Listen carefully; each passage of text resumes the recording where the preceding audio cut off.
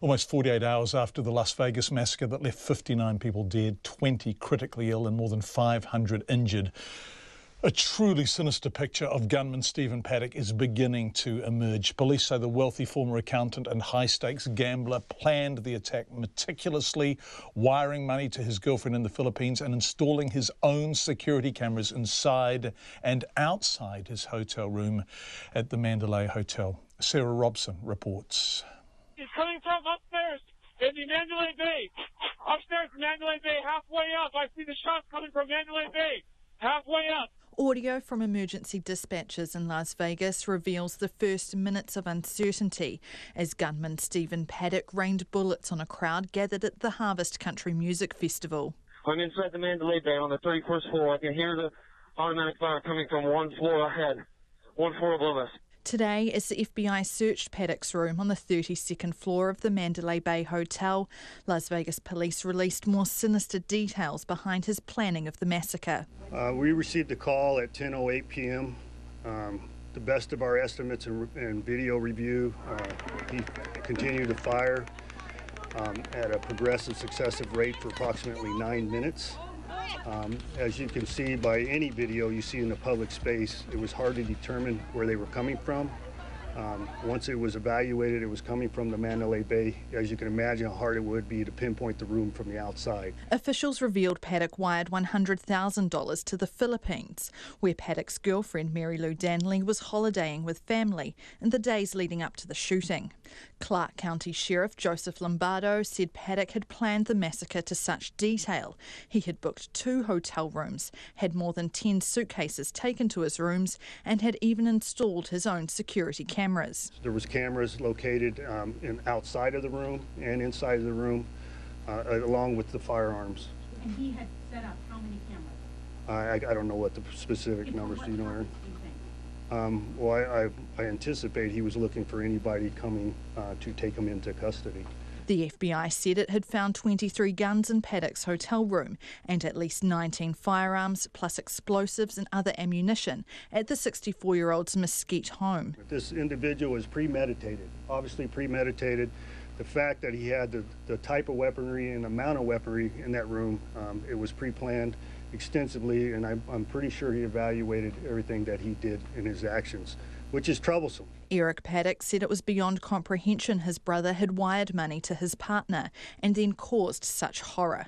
There's just no connection there for me. I don't understand how Steve got to that point.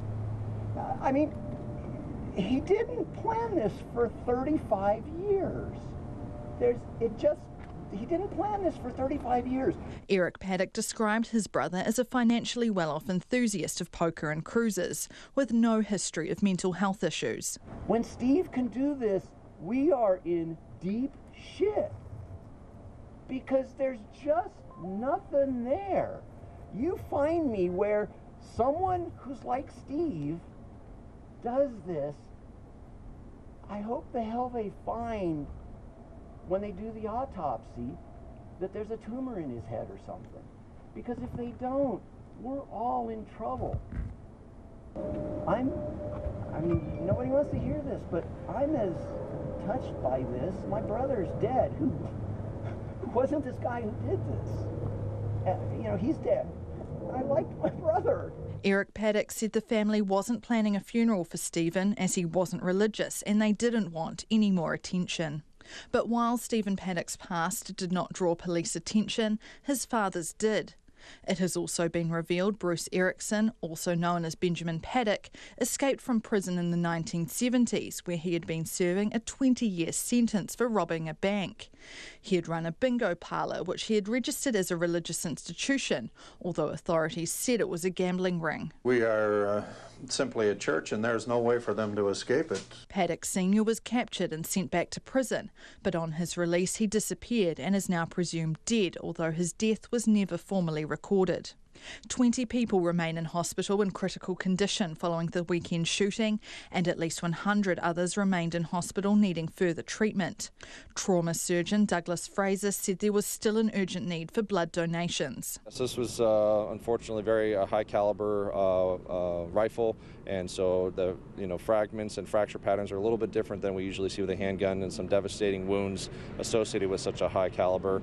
And we've seen injuries from unfortunately gunshot wound to the head, to chest, arms, legs, abdomen, kind of all over. We also saw blunt injuries from people that were trying to run from the scene and rolled their ankles or got trampled, or we had one struck by a vehicle because of the event and trying to run away from the scene and run to safety. Police also released photos of some of Paddock's victims, including the youngest casualty, 20-year-old Bailey Schweitzer, who had just started a new job as a receptionist at a software company.